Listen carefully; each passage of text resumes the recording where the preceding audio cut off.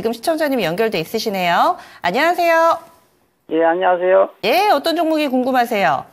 예, 삼천리요. 아, 삼천리. 네. 얼마에 사셨어요? 예, 98,250원에 70%요. 그러면은요, 혹시 1년 넘을 때 그때 비쌀 때부터 계속 사모으신 거세요? 아니, 한 2달 정도 됐습니다. 아. 물타기 좀 해가지고 가격을 좀 내린 거죠. 아, 그러시군요. 그러면은 앞서서 사실 이 종목이 딱 1년 정도 된 것 같은데 작년 4월에 그때 라더견 사태 관련된 종목으로 크게 밀려 내려갔다가 그 이후에 그러면은 좀 최근에 접근을 하신 거네요. 네네. 어떤 점이 좋아 보이셨어요? 뭐 회사도 좀 튼튼하고 우량 주고 뭐 영업 이익도 좋고 가격도 많이 저렴해졌고 그래서 샀습니다. 아, 여러 가지를 일단은 좀 파악을 해보신 건데 원래 한번 이렇게 사실 때 큰 비중을 이렇게 실으세요? 그냥 뭐 초보자 잘 모르고 그냥 샀습니다. 알겠습니다. 지금 비중이 네. 좀 높으신 상태이기 때문에 이 종목에 따라서 일희일비하실 수 있는데 잘 사신 건지 어떻게 하면은 수익을 낼 수 있을지 좀 고민해 볼게요. 잠시만요. 네네. 네. 사실 우리 시청자님이 삼천리가 궁금하다고 이야기를 하자마자 제가 조금은 걱정이 됐거든요. 혹시라도 그때 전에 사셨다가 지금까지 계속 사모으신 건 아닌가 싶었는데 일단 그건 아니었고요. 한 2달 정도 되셨다고 올 들어서 회사 튼튼하고 우량 주고 여러 가지로 우리 시청자님 점검을 좀 해보신 듯 합니다. 손실 구간이기는 하지만 손실폭이 크지는 않으세요. 10만 원대 이하로 평균 매수 단가를 맞춰놓은 상황인데 무엇보다도 비중이 70%가 됩니다. 삼천리, 이 종목은 어떤 전략이 필요한지 그리고 슬슬 좀 기억에서 잊혀지는 것 같은데 그 1년 전에 있었던 라더견 사태 여기에 그늘에서는 완전히 좀 벗어난 건지 그것도 좀 이야기 궁금합니다. 사장님? 어떻게 보세요? 이제 삼천리는 뭐 엄청 우량한 회사예요. 그 라더견 씨가 그 만년 저평가 주식에 그 생명을 불어넣으셨다고 얘기를 본인이 직접 얘기를 하셨는데 그러고 나서 다시 원상복귀가 됐네요.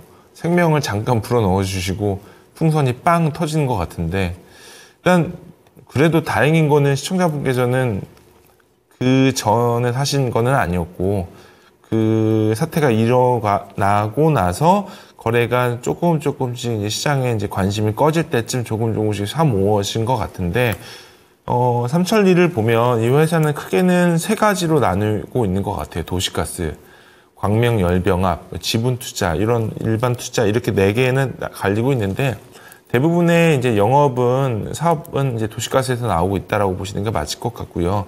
그리고 대체적으로 실적이 결국은 이제 가스 가격과 관련된 부분들과 굉장히 밀접한 관계를 가지고 있어요. 그리고 뭐 글로벌 어떤 원자재 가격 내지 이런 부분들에 있어서 가격이 좀 올라가게 되면 수입 단가가 좀 빠지게 되거나 올라가게 되거나 그로 인해서 가격 변동이 조금 갈리는데 아이러니컬하게도 작년 실적이 굉장히 좋았습니다. 이 가장 큰 이유는 이제 단가가 많이 올라갔었기 때문에 판매 단가를 소비자에게 전가를 시킬 수 있을 만한 큰 근거가 됐었고요. 그리고 아마 올해 실적도 나쁠 것 같아 보이지는 않아요.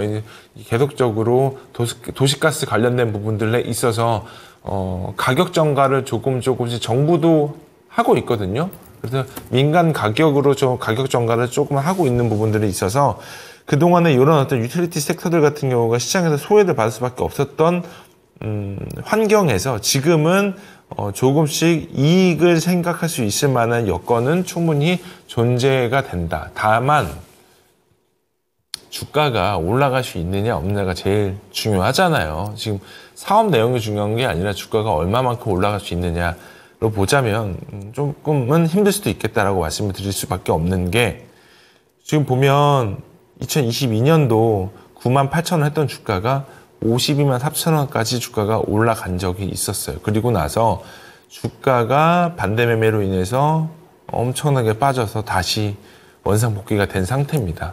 그렇게 되게 되면은 상담해드리는 사람 입장에서는 요게 주가가 얼마만큼 올라갈 수 있겠다라고 말씀을 드릴 수 있느냐 없느냐는 굉장히 보수적으로 말씀을 드릴 수밖에 없어요. 그만큼 그 매물대가 굉장히 많이 있는 주식이고요. 그리고 그 일전에 거래량에 비해서 많이 소외가 되고 있다라는 거는 당연지사거든요.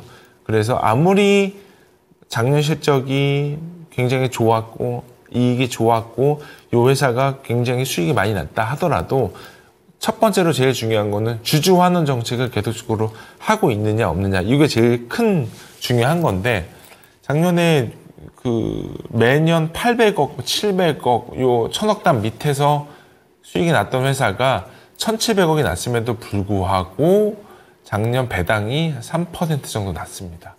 이거는 너무 미미해요.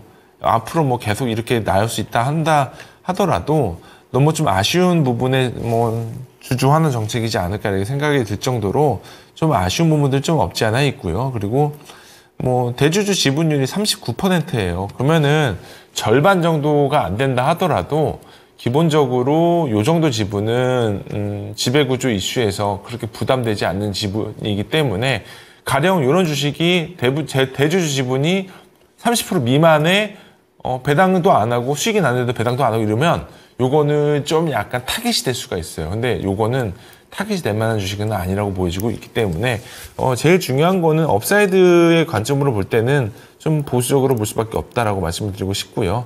이익 개선이 굉장히 드라마틱하게 개선이 된다라고 하게 되면은 말이 조금 더 달라질 수도 있겠지만 지금 관점으로 볼 때는 시청자분께서는 1분기, 2분기, 올해 상반기 실적까지는 좀 지켜보면서 판단을 하시는 게 맞지 않을까 싶어서 목표 주가는 10만 원 제시해드리고요. 손절 라인은 전저점 깨지면 매도로 86,600원 제시해드리겠습니다. 네, 회사는 좋은데 작년에 1년 전에 있었던 이 해프닝 이 이슈에서 완전하게 좀 벗어나지를 못한 상황이라 다소 좀 보수적으로 진단을 드렸습니다. 시청자님 더 질문 있으세요?